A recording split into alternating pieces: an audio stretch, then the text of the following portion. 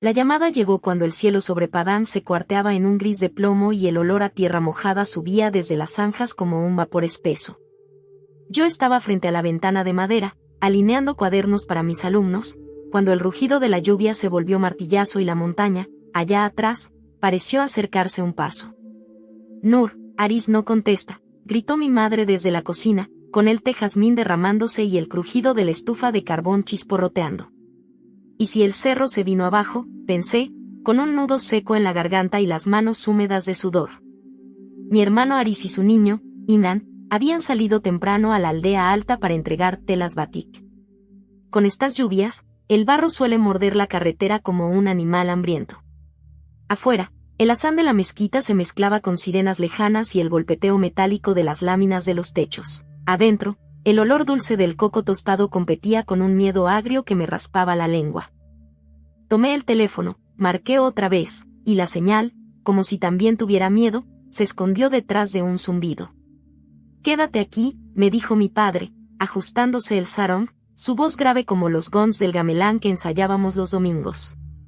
Pero mis pies ya estaban en la vereda, chapoteando entre charcos tibios, mientras el viento me pegaba el jilbab al rostro como una segunda piel. ¿Y si estoy exagerando? ¿Y si regresan en una hora?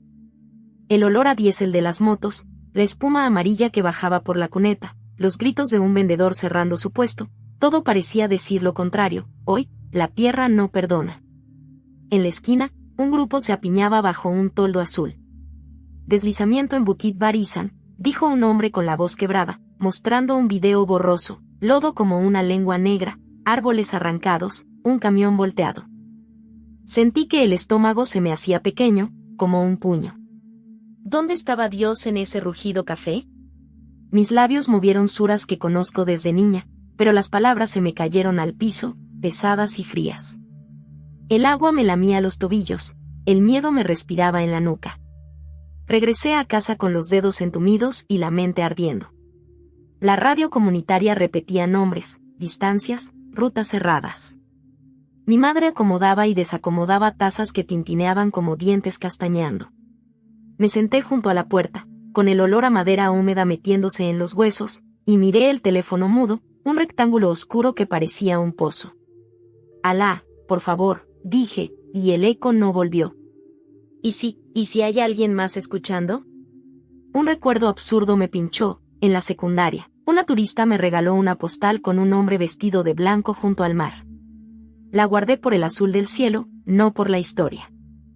No sé por qué, pero susurré: «Jesús, si estás, si ves este barro tragándose mi gente, guía a Aris, guía a Imran». La palabra me supo extraña, como una fruta nueva, dulce y temblorosa. Afuera, la lluvia no aflojó, pero por dentro algo se quedó quieto, como cuando un gong sostiene la nota y el salón entero respira. ¿Me habré vuelto loca? ¿O la locura es quedarme sola con mi miedo? Entonces el teléfono vibró, una sola vez, como un latido. Y supe que la montaña no tenía la última palabra. Desde que tengo memoria, mi vida ha estado marcada por dos sonidos: el eco del mar contra la costa de Padang y el llamado del muezín desde la mezquita del barrio. Nací en una casa de madera pintada de verde pálido, con ventanas altas y celosías que dejaban entrar la brisa salada. El olor a pescado seco colgado en los balcones de los vecinos se mezclaba con el dulce aroma del kopi tubruk que mi madre hervía cada mañana en una tetera ennegrecida por los años. Esa mezcla, sal, humo, café, es el perfume de mi infancia. Mi padre era un hombre respetado en la comunidad. No era rico, pero su voz profunda lo hacía líder natural en la mezquita del barrio. No era el imán oficial, pero muchos acudían a él para pedir consejo. Su bigote espeso, siempre bien recortado, y su sarong impecable lo distinguían. Yo lo veía como una roca, alguien que nunca dudaba. Cuando hablaba del Corán, sus ojos brillaban como si cada palabra tuviera fuego. Crecí con esa imagen grabada: fe firme, disciplina, obediencia. Mi madre, en cambio, era la ternura hecha gesto. Sus manos olían siempre a cúrcuma y a jabón de coco. Ella me enseñó a bordar flores sobre telas batik, y a escuchar los silencios entre los golpes de los gongs cuando acompañábamos al gamelán en las fiestas del barrio. Mi madre nunca alzó la voz, pero sabía corregir con una sola mirada. Entre sus susurros y la firmeza de mi padre se tejió mi mundo. De niña, mi hermano Aris era mi sombra. 2 años mayor que yo, siempre me jalaba de la muñeca para correr por las callejuelas después de la lluvia, cuando los charcos reflejaban los faroles amarillos. Aris era travieso, pero también valiente. Una vez lo vi enfrentarse a un perro callejero que me había asustado, tomó un palo y lo espantó, aunque terminó con un rasguño en la pierna. «No tengas miedo, Nur», me dijo con esa sonrisa que partía en dos su cara. Desde entonces, para mí, Aris era más que un hermano, era un escudo. Nuestra vida giraba alrededor de la comunidad. Las tardes se llenaban de voces de niños recitando suras en la madrasa, de ancianas regateando en el mercado, del golpeteo metálico del martillo sobre las ollas de bronce. Yo crecí conociendo de memoria las palabras del Corán, repitiendo oraciones hasta que la lengua se volvía mecánica. En las noches de Ramadán, el aroma del sate asado llenaba la calle, y las risas de los vecinos se mezclaban con el canto de los jóvenes tocando tambores rebana. Todo parecía estar en su lugar, como un tejido que nadie debía deshacer.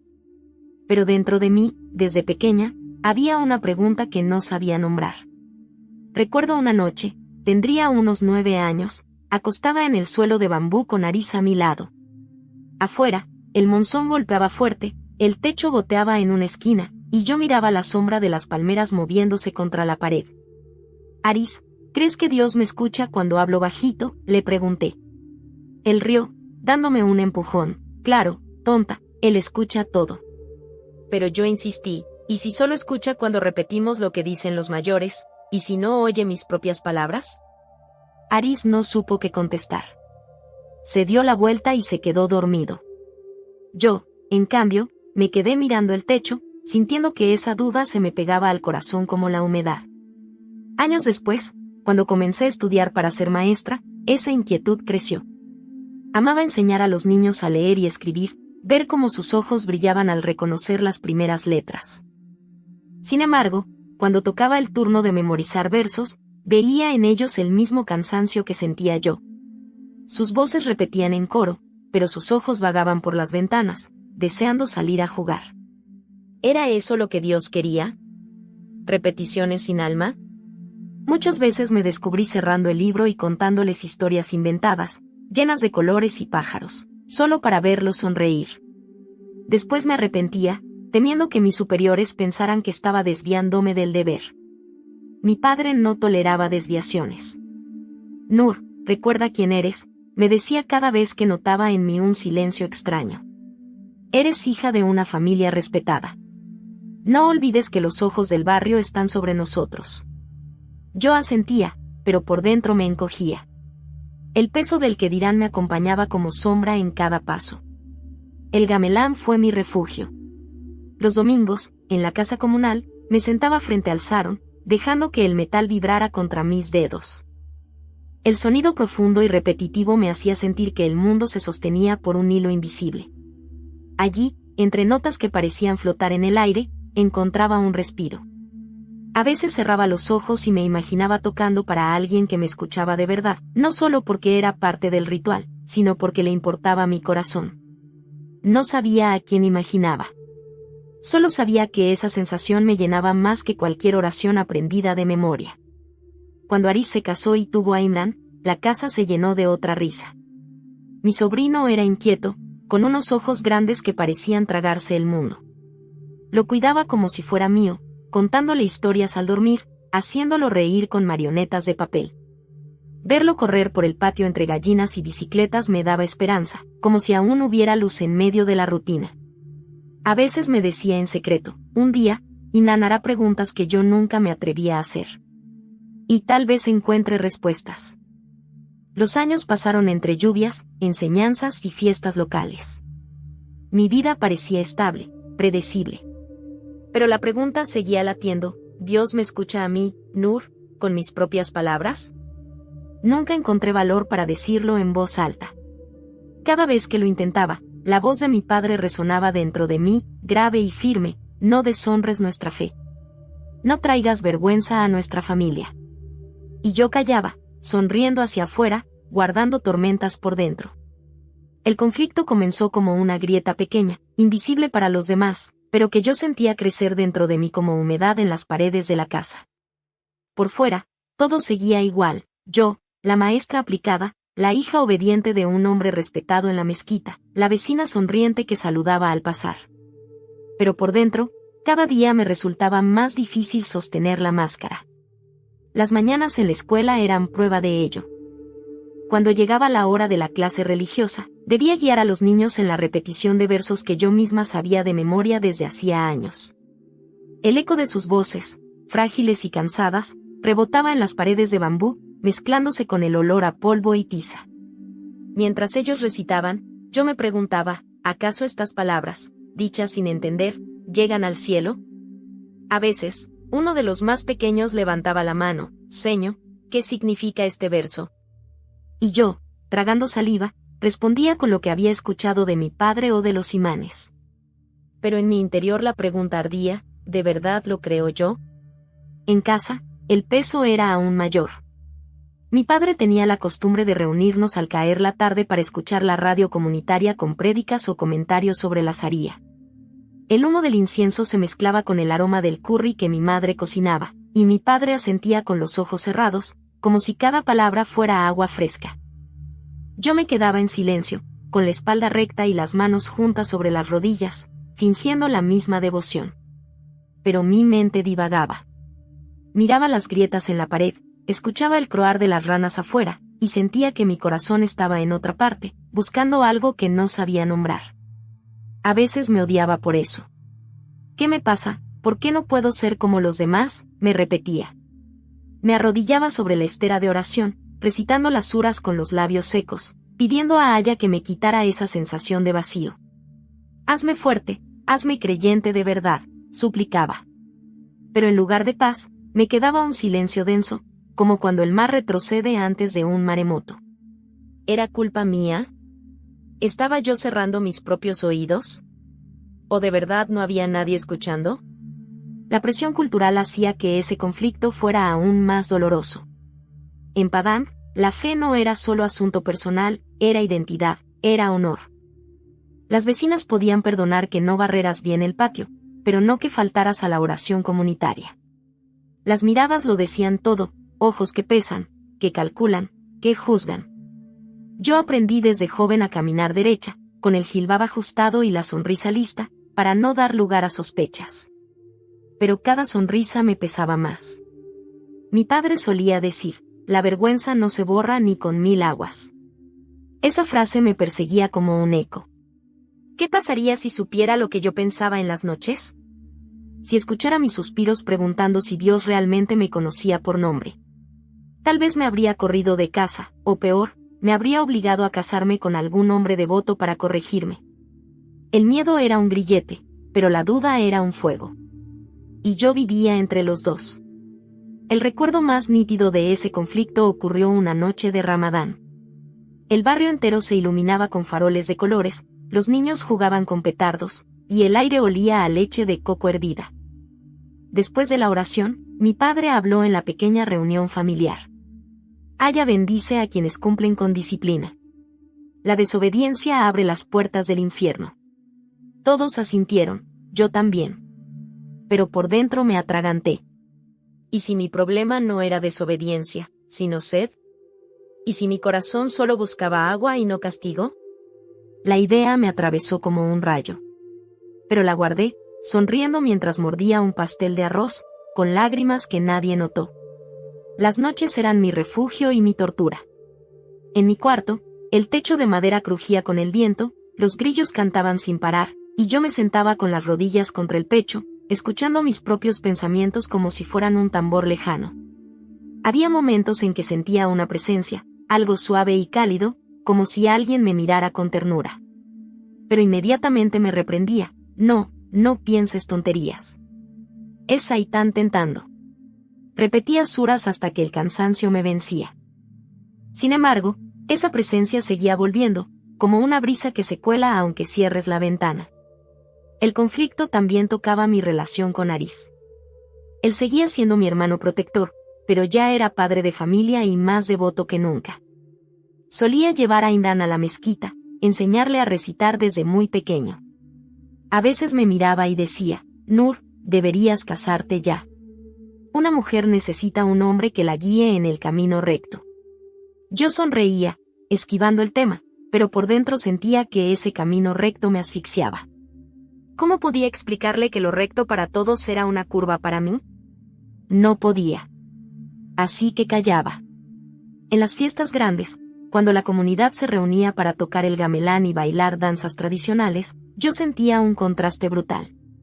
El sonido metálico del sarong vibraba en mi pecho, y por un instante me sentía libre, como si hubiera un espacio donde podía respirar. Pero apenas terminaba la música, volvían las normas, las miradas, las obligaciones. Era como vivir entre dos mundos, uno visible, donde todo debía ser perfecto, y otro invisible, donde mi alma pedía auxilio. Hubo noches en que llegué a golpear el suelo con la frente, llorando en secreto. Aya, dime si me amas. Dime si de verdad me ves. El eco de mi llanto se perdía entre las tablas del piso. Nadie contestaba. Y yo me quedaba con la garganta ardiendo y el corazón hueco. Ese era mi conflicto, entre tradición y sed, entre miedo y esperanza. Una batalla silenciosa que nadie más veía, pero que me consumía cada día un poco más. Yo me aferraba a la obediencia porque era lo único que conocía. Pero mi corazón, ese corazón que no sabe fingir para siempre, ya empezaba a gritar en otra dirección.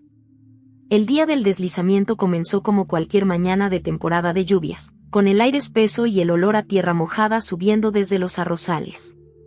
Yo estaba en la escuela, corrigiendo cuadernos mientras los niños recitaban en coro. Afuera, el cielo se había vuelto de un gris pesado, como si colgara demasiado bajo sobre los techos de zinc.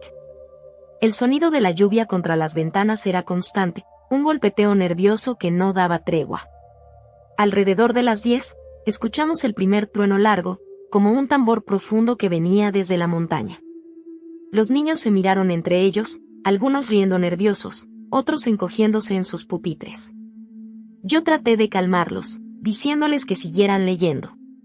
Pero dentro de mí algo se estremeció, conocía ese sonido. No era solo trueno.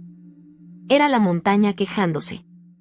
Al mediodía, la noticia corrió como pólvora. Un deslizamiento en la sierra de Bukit Barisan. Carreteras bloqueadas, casas arrasadas. El murmullo en los pasillos se mezclaba con el olor a sopa de verduras que traían los niños en termos de metal. Yo sentí que el corazón me golpeaba contra el pecho. Aris había salido esa mañana con Imran hacia esa zona. La palabra Bukit se me clavó como un cuchillo. Todo se me volvió borroso, la tiza, los cuadernos, las voces. Solo quedaba esa certeza brutal, ellos estaban allá. Pedí permiso y corrí a casa. La lluvia me golpeaba en la cara como agujas, y mis sandalias chapoteaban en charcos que parecían no tener fondo. Al llegar, encontré a mi madre sentada frente a la radio, retorciendo un pañuelo entre las manos. El locutor repetía nombres de aldeas afectadas, con la voz entrecortada por la interferencia. Mi padre entraba y salía del cuarto, hablando por teléfono con conocidos, buscando información. El ambiente olía a miedo, a sudor, a incienso mal apagado. ¿Llamaste a Aris?, pregunté jadeando. Mi madre levantó la vista, los ojos rojos, no contesta. Volví a marcar, una y otra vez. El timbre no llegaba a completarse. Solo un zumbido, como un suspiro que se apagaba. La tarde se volvió interminable. Afuera, la lluvia caía con más furia, los truenos se mezclaban con gritos lejanos. Vecinos corrían por la calle con impermeables improvisados, cargando bolsas y niños en brazos. Alguien gritó, el río se salió en la parte baja. Yo sentí un nudo en la garganta. ¿Y si el lodo había tragado la camioneta de Aris? ¿Y si Imran estaba? No podía terminar esa frase ni en mi mente.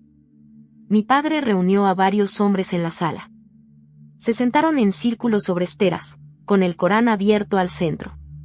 El olor a clavo de olor quemado impregnaba el aire.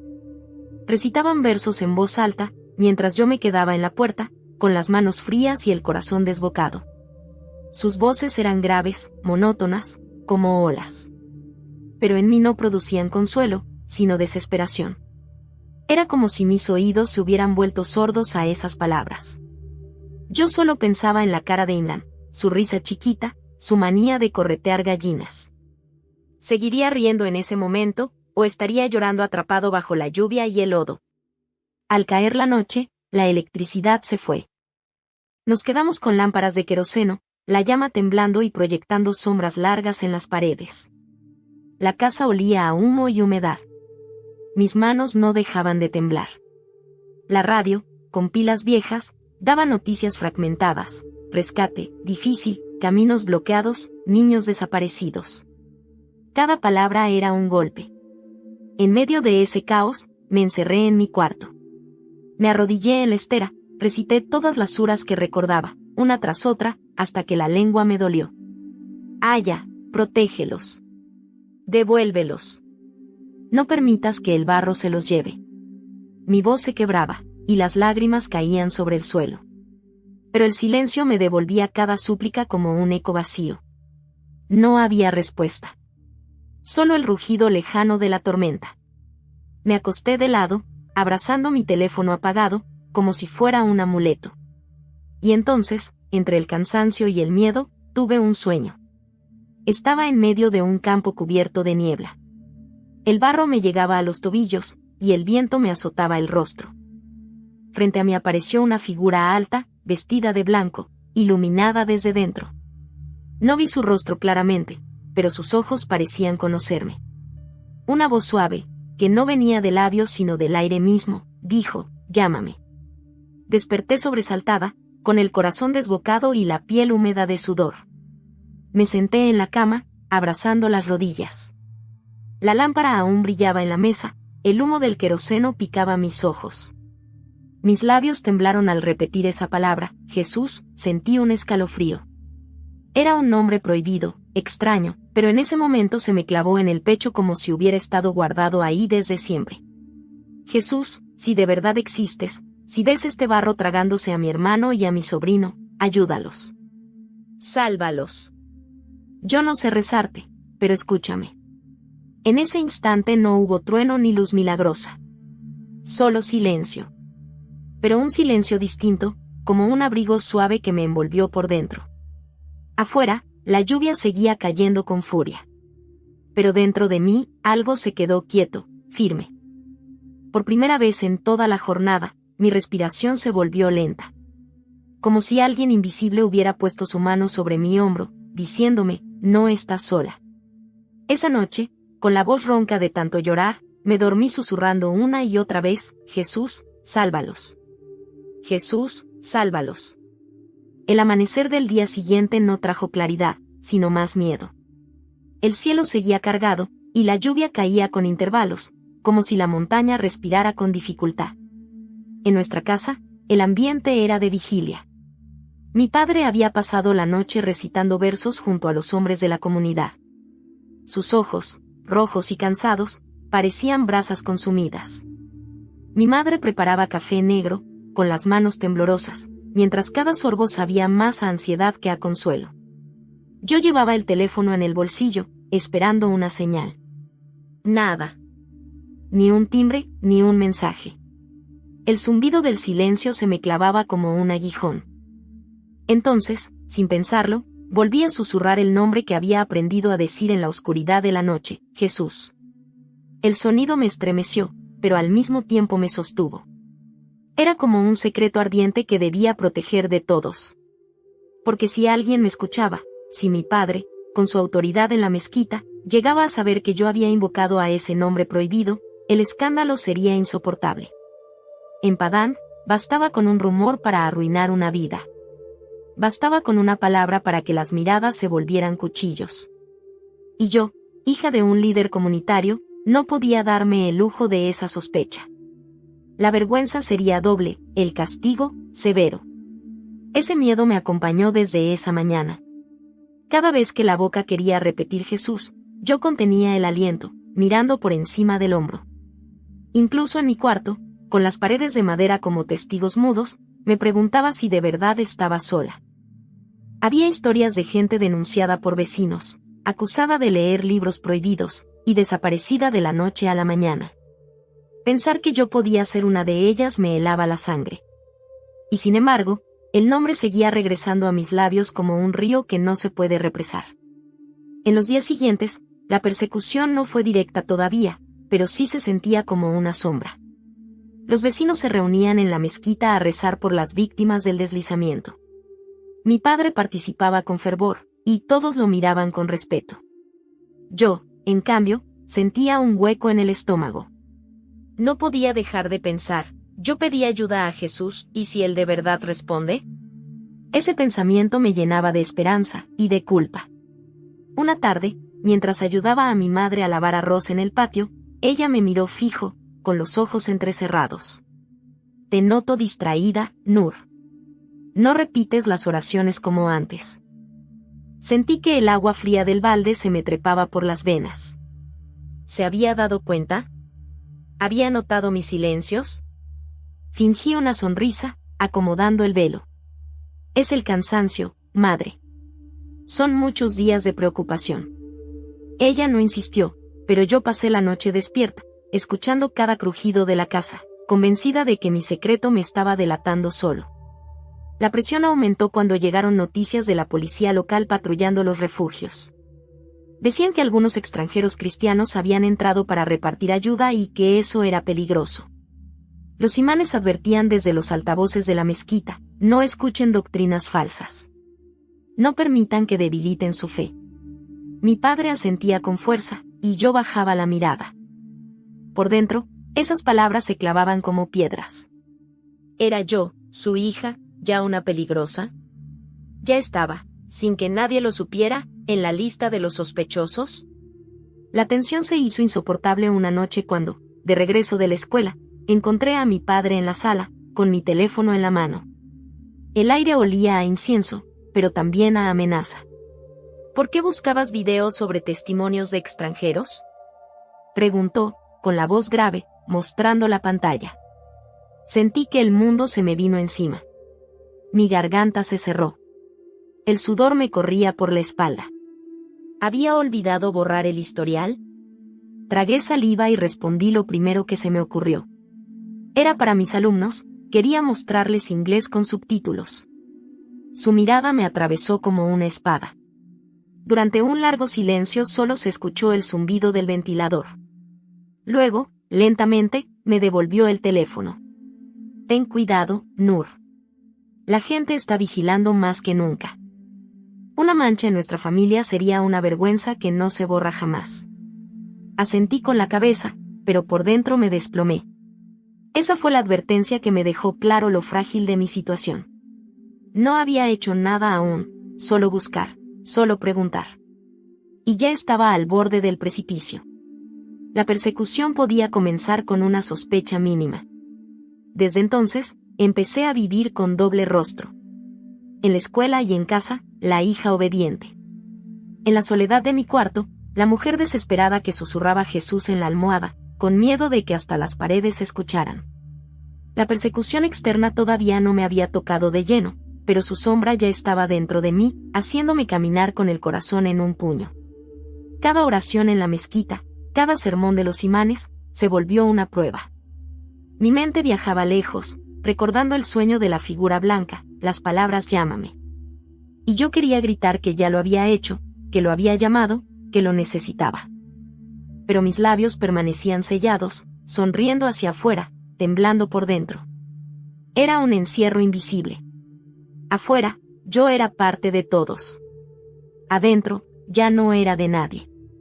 Y en ese filo, entre miedo y esperanza, la persecución más dura comenzó, la de mi propio silencio. El cuarto día sin noticias de Aris y de Imran fue el más largo de mi vida. El sol apenas se dejaba ver entre nubes espesas, y el aire olía a lodo podrido y a miedo. La radio seguía anunciando rescates imposibles, caminos bloqueados, cuerpos encontrados bajo el barro. Cada palabra era un golpe seco contra mi pecho.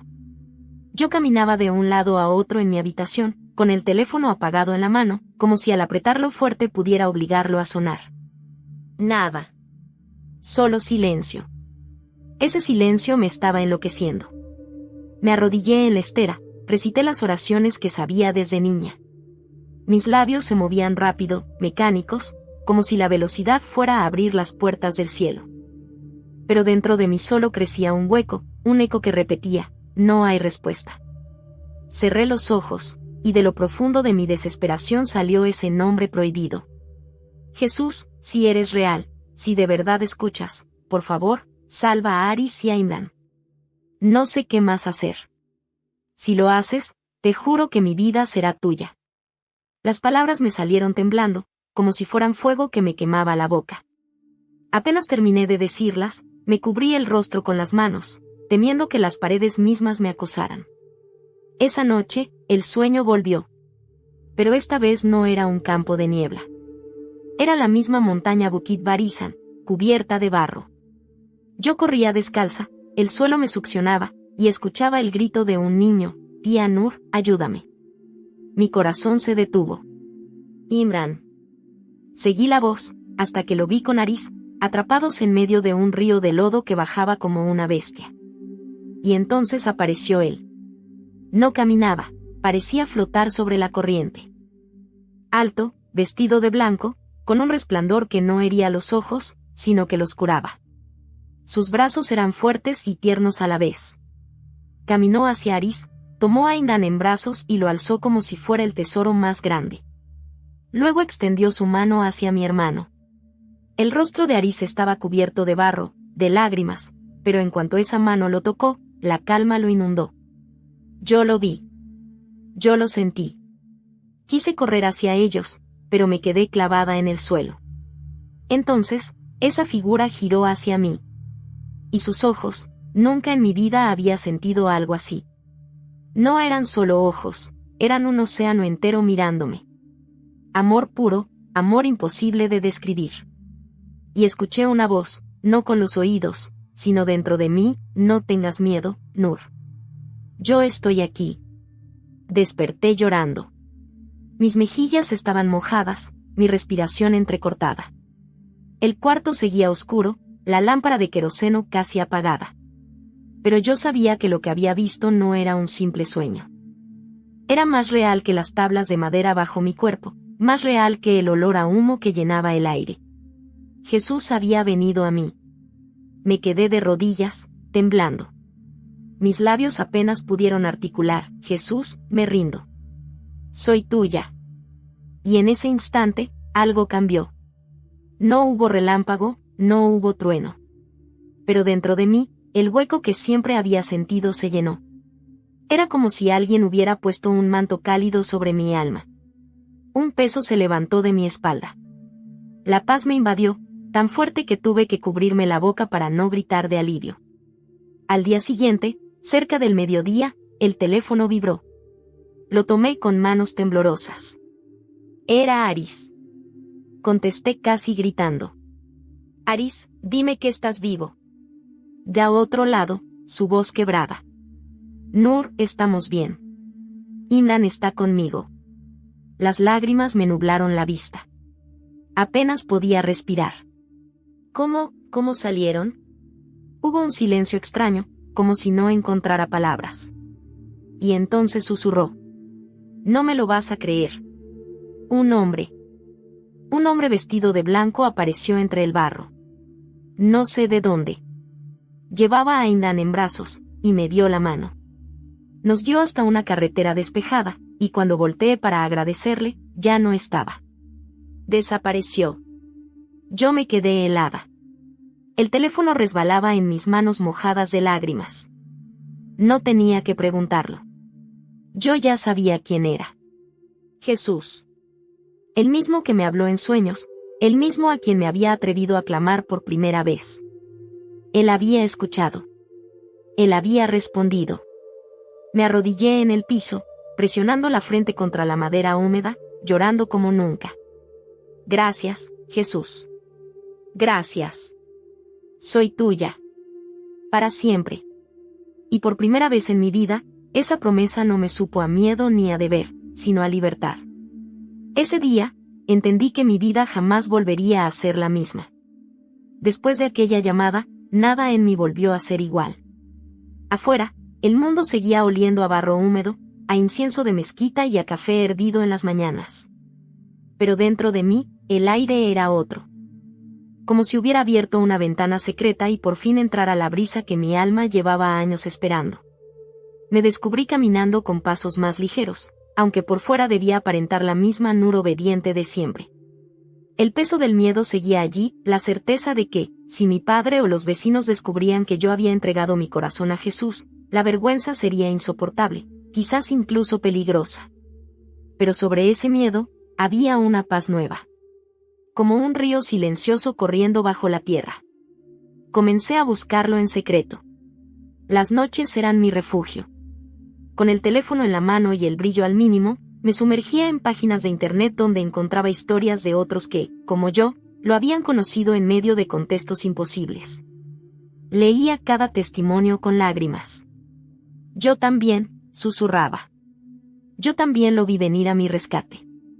Descubrí por primera vez palabras de la Biblia. Un versículo me atravesó como flecha. Vengan a mí todos ustedes que están cansados y cargados, y yo les daré descanso. Lo repetí una y otra vez, hasta aprenderlo de memoria, como quien guarda un tesoro en el pecho.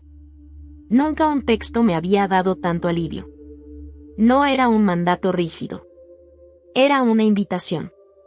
Era alguien mirándome directo y diciéndome, yo sé lo cansada que estás, Nur. Descansa en mí.